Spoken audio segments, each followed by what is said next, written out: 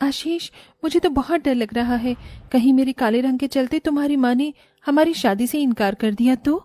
कह तो तुम ठीक रही हो, वैसे भी माँ मेरी शादी एक सुंदर और गोरी लड़की से करवाना चाहती थी। इसका मतलब तुम मुझे छोड़ दोगे? तुम कैसी बातें कर रही हो? मैं दुनिया छोड़ सकता हूं लेकिन तुम्हें नहीं। मेरे पास एक बहुत अच्छा प्लान है। आशीष कंचन को अपना प्लान बताता है, जिसे सुन कंचन बहुत खुश हो जाती है और अगले दिन ही कंचन और आशीष मंदिर में एक दूसरे से शादी कर लेते हैं। शादी के बाद आशीष कंचन को जैसे ही घर लेकर जाता है, मानो जैसे आशीष के घर पर किसी ने परमाणु बम ही गिरा दिया हो। आशीष, तेरी हिम्मत कैसे हुई इस काली लड़की को हमारे घर की बहू बनाने की? अरे शादी से पहले क्या तेरी आंखों पर पट्टी बंध गई थी जो तूने इस बदसूरत से शादी कर ली? इसकी जात बिरादरी क्या है, किस खानदान की है, कुछ पता भी है? भैया, आपने तो सारे रिश्तेदारों में हमारी नाक ही कटवा दी। सोचा भी है आस पड़ोस के लोग क्या कहेंगे? लोग क्या कहते हैं मुझे इससे कोई मतलब नहीं है। मैं कंचन से प्यार करता हूं और कंचन मेरी पत्नी है। अगर आप दोनों को कंचन स्वीकार नहीं है तो मैं कंचन के साथ इस घर को छोड़कर हमेशा के लिए चला जाऊंगा। आशीष कंचन का हाथ पकड़कर जाने लगता है कि तभी, अरे माँ, भैया को रोक लो। अगर वो चली जाएंगे तो हमारा क्या होगा? इस काली का तो हम कुछ न कुछ देख ही लेंगे। बेटी की बात सुन और अपने इकलौते बेटे को घर छोड़ता जाता देख कलावती उन्हें रोक लेती है और उन्हें माफ करने का नाटक करके उनके गृह प्रवेश करती है। देखा मेरा प्लान कैसे काम किया? आप बिल्कुल ठीक कहते थे। अब देखना मैं माजी और प्रिया का कितने अच्छे से ख्याल रखूंगी। अपनी सास और नंद के मान जाने पर कंचन काफी खुश होती है और ऐसे ही उन दोनों की शादी का पहला दिन गुजर जाता है। अगले दिन कंचन सबके लिए स्वादिष्ट नाश्ता बनाती है। सभी लोग नाश्ता कर रहे होते हैं कि तभी आशीष को एक कॉल आता है। क्या हुआ भैया, किसका कॉल था? कंपनी की तरफ से कॉल था। 2 हफ्तों के लिए हमें काम से बाहर जाना पड़ रहा है। कंचन, तुम्हें छोड़ के जाने का मन तो नहीं है, लेकिन काम भी जरूरी है। मैं जल्द आने की कोशिश करूंगा। आशीष जल्दी से अपना सारा सामान पैक करता है और मीटिंग के लिए निकल जाता है। वहीं दूसरी तरफ, अब तो भगवान भी हमारे साथ है। अब हम हमारे प्लान को अच्छे से अंजाम दे सकते हैं। बड़ा शौक था ना मेरे बेटे को फंसाने का, अब देखना कैसे इसका हाल करते हैं हम। ये लो प्रिया, तुम्हारी कॉफी। ये कैसी कॉफी बनाई है तुमने? बिल्कुल अपनी तरह काली कर दी मेरी कॉफी।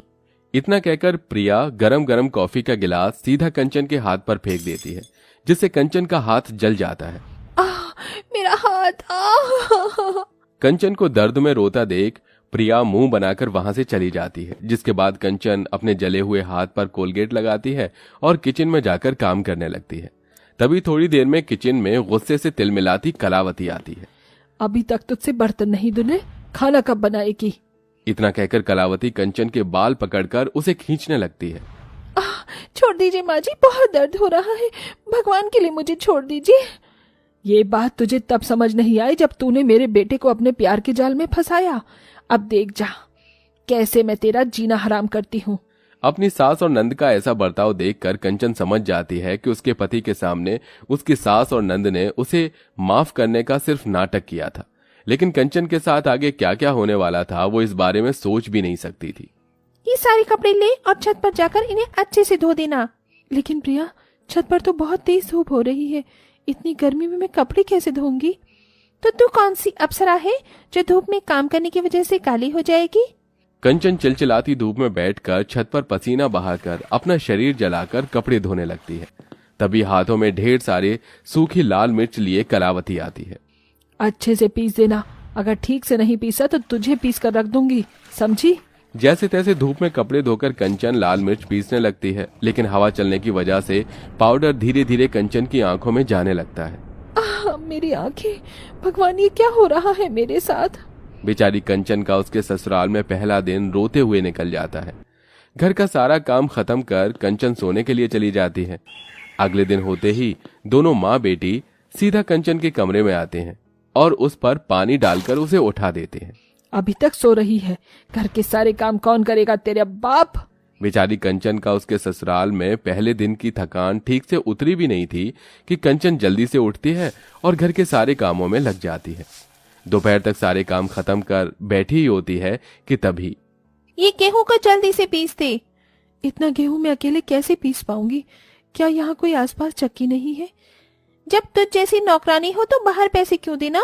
अपने नंद के मुंह से ऐसी बातें सुनकर कंचन को बहुत दुख होता है, लेकिन अपने काले रंग को कोसते हुए कंचन अपनी सास और नंद के कहे हुए सारे काम करती है।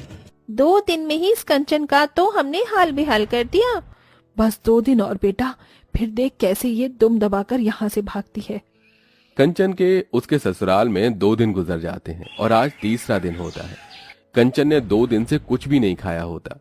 रात की बची सूखी रोटी लेकर कंचन एक कोने में बैठकर खाने लगती है कि तभी उसकी सास आती है और वो रोटी उससे छीन लेती है। 2 दिनों से पेट में एक भी अन्न का दाना नहीं गया है, वो सूखी रोटी तो खाने दीजिए। रोटी खाएगी तो घर के काम कैसे करेगी? अगर रोटी खानी है तो जल्दी जल्दी से घर के सारे काम कर दे। एक सूखी रोटी के लिए कंचन नौकरानी की तरह घर के सारे काम करने लगती है। कंचन को इतनी बुरी हालत में भूखा प्यासा देखकर कलावती और प्रिया मन ही मन काफी खुश होते हैं। ये ले लिस्ट और जाकर बाहर से सब्जी और राशन ले आ। कंचन कड़ी धूप में ऐसी हालत में बाहर जाकर सब्जी और राशन लेकर घर लौट रही होती है कि तभी कलावती और कंचन घर के गेट पर ताला लगाकर घूमने के लिए निकल जाते हैं। माँ जी और प्रिया कहाँ चली गई? अब मैं क्या करूँ? ये तो कोई छांव में नहीं है, मैं इतनी धूप में बाहर कैसे रहूंगी? कंचन सारा सामान लेकर घर के बाहर कड़ी धूप में बैठ जाती है।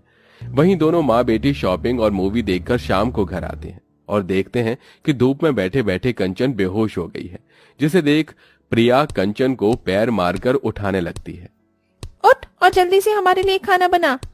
हे भगवान, मुझ पर क्यों अत्याचार हो रहे हैं? वो तो मैं सह रही हूँ, लेकिन ऐसा ससुराल और किसी को मत देना। ऐसे ससुराल को देने से अच्छा कि उस लड़की को जिंदगी भर कुंवारा ही रखना। सोचा था इस घर में मेरी आरती ही उठेगी, लेकिन मेरी सास और ननद तो 4 दिनों में ही मेरी जिंदगी तबाह करके रख देंगी।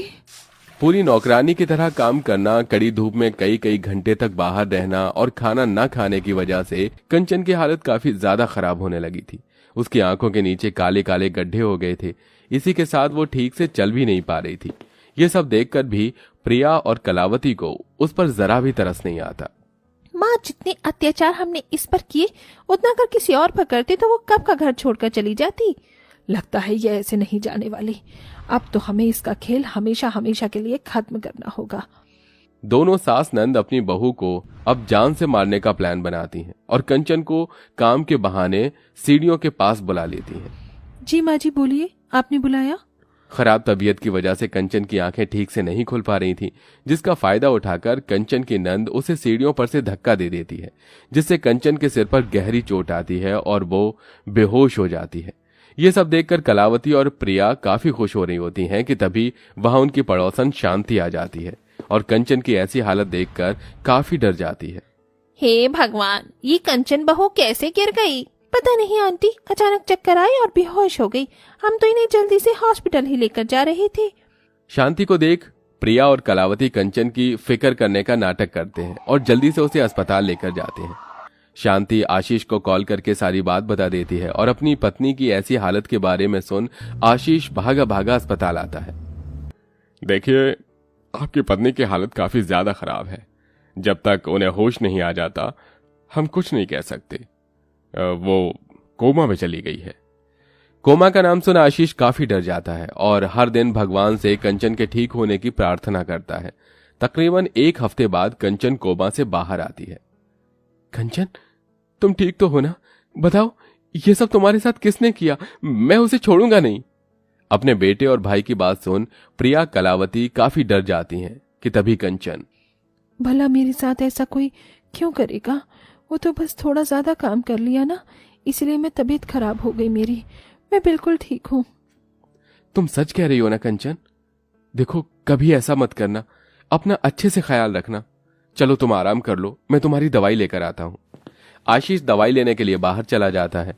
अपने इतना सब कुछ करने के बाद भी कंचन को आशीष को कुछ न बताता देख अब कलावती और प्रिया को शर्मिंदगी महसूस होने लगती है।